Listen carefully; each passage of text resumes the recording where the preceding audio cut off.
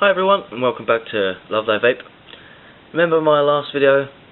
I showed you how to wrap a horizontal coil for your Atlantis tank. Excuse me. I found a few issues with it. As you could probably realise, I used a 26 gauge, which is too thick, and I think I put in my description that 24 or 22 would probably be suffice. I was wrong again. 28, I'll get my information correct. 28 gauge wire is what these are fitted with stock.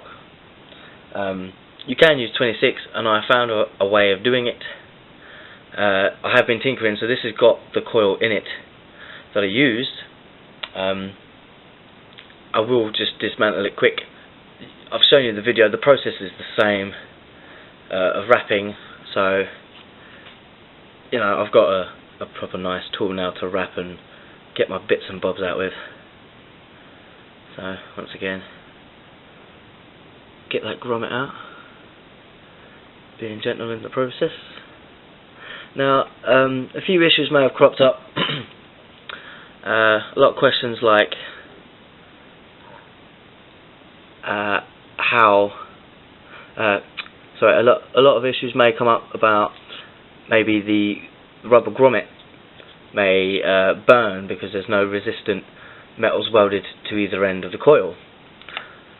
I think this is pretty resilient type of rubber, very good insulator, but it'd have to be, wouldn't it? It's electricity we're playing with.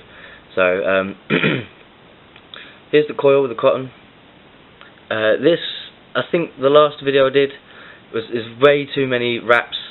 So yeah, this is very soggy. I think less is best when with a thicker gauge wire, unless of course you've got, you know, higher watts. You know, if you've got variable boxes up to 50, 70, 100 plus whatever, then yeah, you want a thicker gauge, because then you're going to get much more burn out of that, and that'll be good vape for you. Other than that, yeah, less is more in this case, only because I've obviously got like a 28 to 30 watt box mod. So yeah, I was contemplating taking one wrap off of this as well. It was currently 6, but I do reckon that 5 would be better. And one thing I have definitely noticed as well is flavour is much more intense. Like with the standard coil, you get a lot of vape, and you for what it is, you get quite a good hit off of that. But I've noticed, obviously, this is a bit of a homemade. This is a Turkish delight I've been working on, and it's been steeping for the best part of a week. I've had to given it a go today, and my gosh, it is pretty sweet. So okay, I've got this down to 5 wraps, and it is pretty slim, very slim, Jim. So what we want to do is make sure that obviously that your wires are tight. I'll be pulling on them, make sure they're tight, both sides, make those end wraps tightest. It is pretty loose on it, but it's good enough for what we want. So it is pretty narrow, but the hole is quite nice. I think that's pretty good for what we want. So I might try and squeeze this back in there actually, because there's nothing wrong with it. It's brand new pretty much. So yeah, why not? It's very saturated. Ooh, I guess that's a good thing though, right?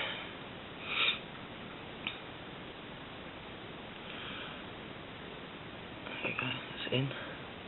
What I'm going to do now is I'm going to squeeze it in. You're probably wondering, oh, it's supposed to be poking out the holes.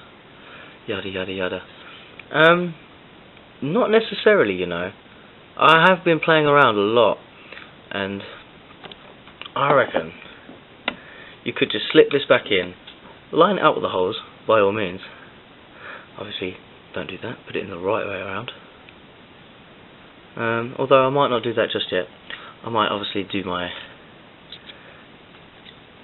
hold it up in there.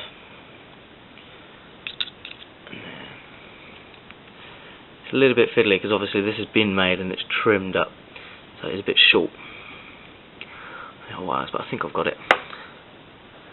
Hands are slippery from that wick.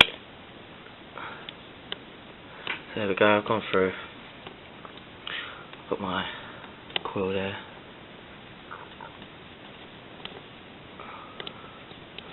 There we go, I'm going to put my rubber grommet back on.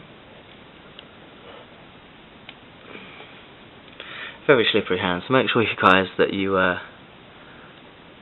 do this with dry hands.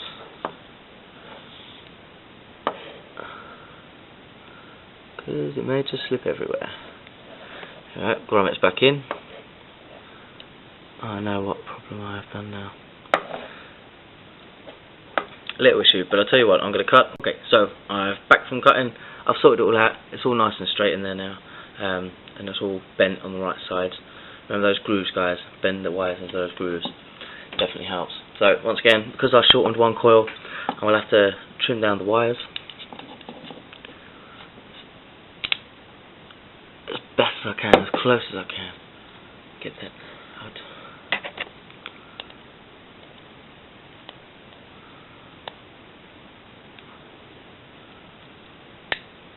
That's pretty trim. This side as well. There you go. Perfect. And now the best part. Wedging that in. Making sure, of course, all the wires are in there. Nice and snugly, and then wiggle that out. There you are. So, stand up. There you go. So nice and flush there, it doesn't feel like anything's jagged out. It's all nice. It's kind of what you want. And then I'm going to tease this back into the middle, trying to keep it in line with the holes.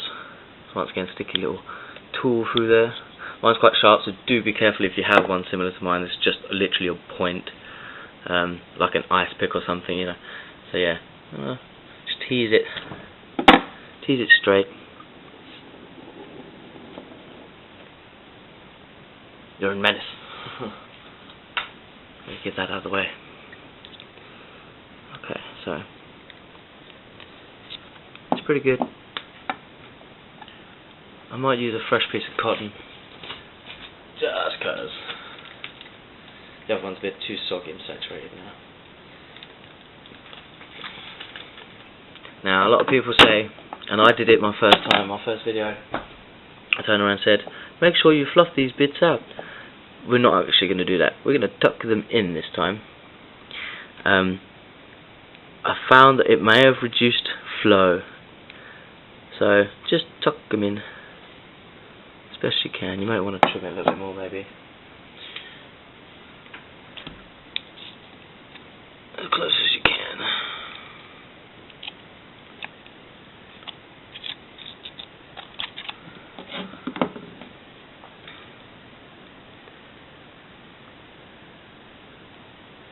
Poke that in slightly, so it's nice on the inside.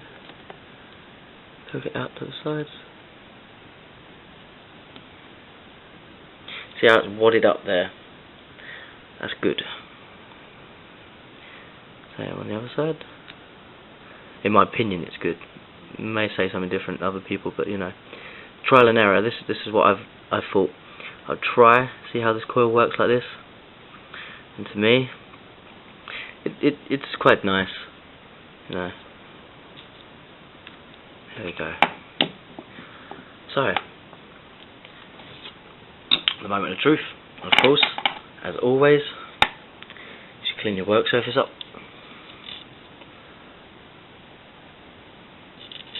And then we're going to prime our coil. Very important, people, can't stress it enough.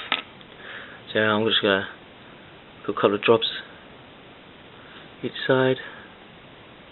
Now, I had a little look up on something earlier today. If you're using like a 26 gauge, you can, if you've got higher watts, you can bake the coils bigger, and you can dry burn them and squeeze the coils together. It is recommended. I'm not going to try it on mine. I don't know if it's powerful enough.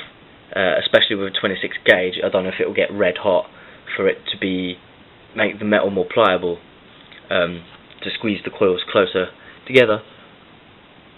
But you know, they say it's good to like oxidize the metal through burning. I'll just saturate that now. I'm going to go grab my battery, install this, and I'll be right back.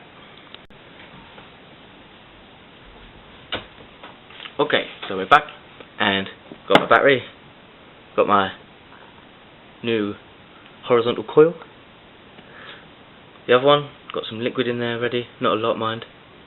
I'm going to take this one out. This is the box standard. You know how these are, if you've got one. So there we are. Core coil. Set that aside. And remember, guys, remember that gauze? Tiny little round gauzy thing? Stick that in there. Go right ahead.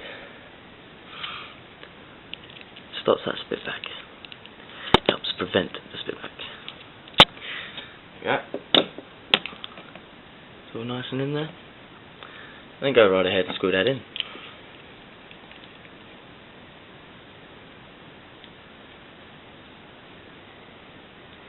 Nice and tight. I'm going to just top this up while I'm at it.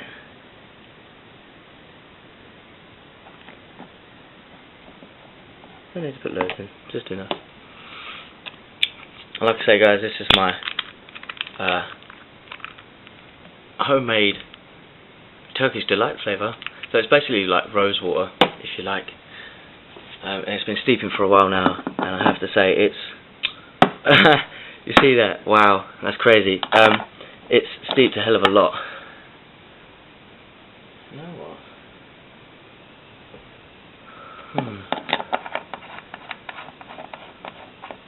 It's nothing. So there we go. Screw this all back together.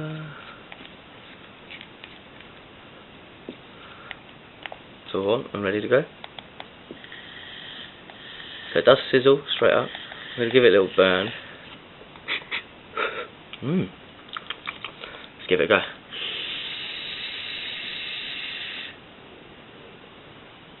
There's definitely some vape there, first off.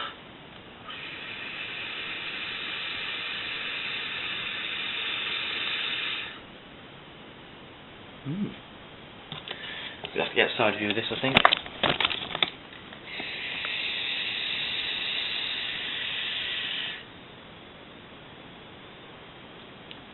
It's not too bad. I'm really liking that flavour. And if you find some chocolate flavour and add that, then it will be like a chocolate covered Turkish delight.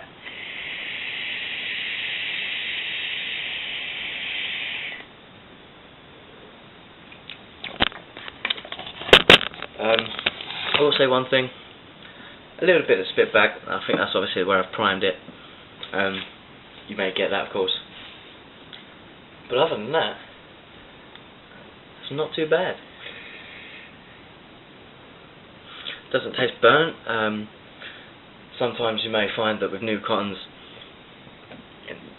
they can taste burnt straight off the back, but it is a bit gurgly. But doesn't taste burnt.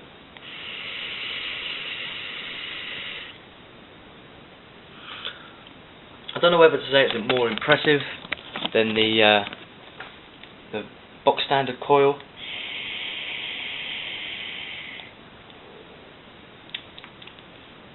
Maybe if I lower the airflow to the medium large.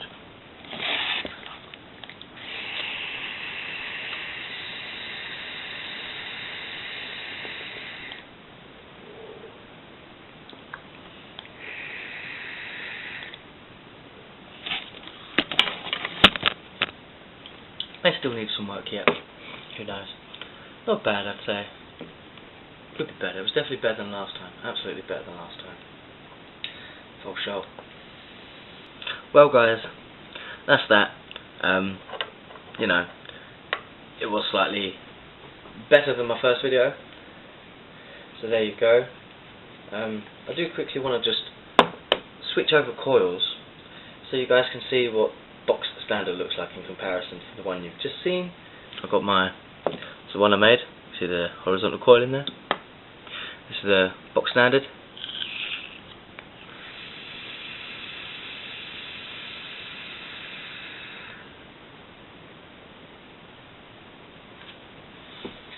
Yeah, box standard's better by far, I think. There's no comparison.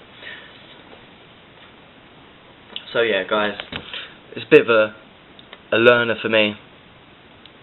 26 gauge. If you've got variable mod boxes, yeah, go for it. This will work for you. This will be brilliant for you. With my sub-ohm tank and battery, this can, you know, on a proper dripper with some wrapped coils, they're not too bad. I've tried them. You know, straight off of the battery, and it's great for drippers. I am acquiring a new dripper very, very soon, so we'll be seeing a few tutorials on wrapping coils for them as well. And yeah.